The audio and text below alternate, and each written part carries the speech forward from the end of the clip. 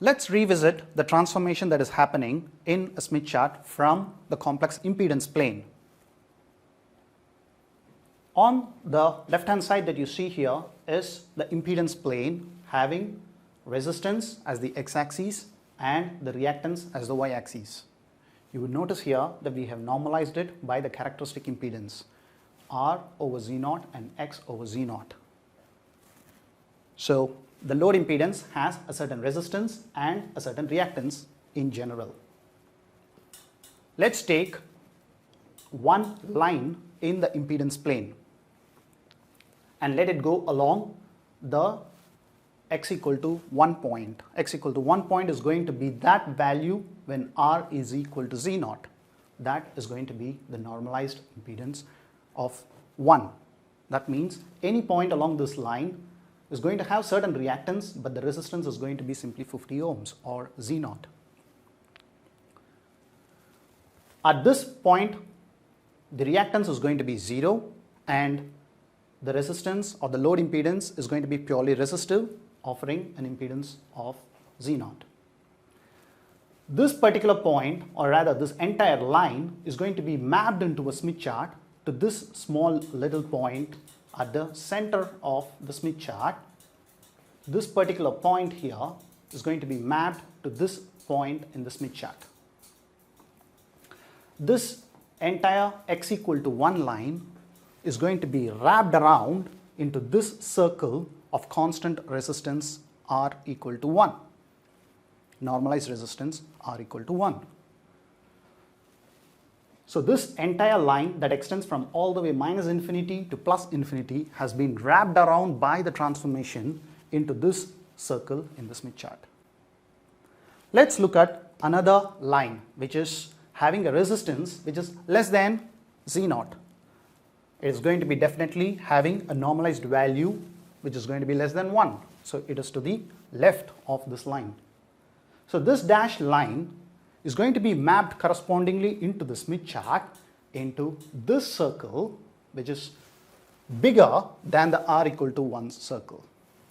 The point where it intersects the x-axis of the Smith chart, the reading that we get for the resistance is going to map exactly to this particular point here. Again, the minus infinity and the plus infinity is being wrapped up to this open circuit point in the Smith chart. How about another curve with resistance greater than 50 ohms, which is to the right of this R equal to 1 curve, the normalized R equal to 1 curve. This is going to be mapped into the Smith chart again into this particular constant resistance circle that maps this particular point to this particular point in the Smith chart, the minus infinity to plus infinity being wrapped around to the open circuit. So that's how you end up getting a set of constant resistance curves. How about the imaginary part, the reactance curve? This particular curve, the reactance is 0. So your x is 0, so the normalized x is also going to be 0.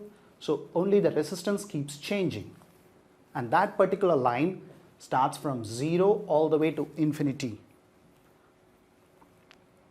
That particular point maps in the Smith chart to the x-axis of the Smith chart starting from 0, a short circuit, which is this point being mapped to this particular point.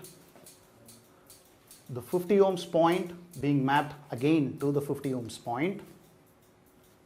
And as you go along all the way to infinity, that point mapping to here. So the entire infinite space in the Cartesian coordinate system is being wrapped up into a complex plane of radius R equal to 1.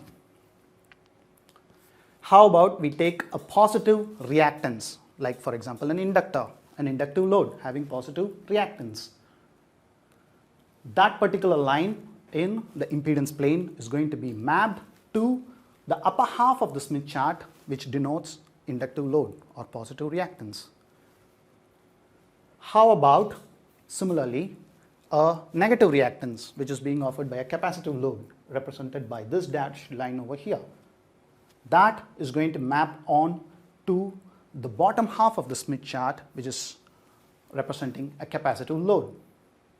Again, the zero impedance point, the zero resistance point is mapping to the rim of the Smith chart, while the 50 ohms resistance of 50 ohms intersection point is right here.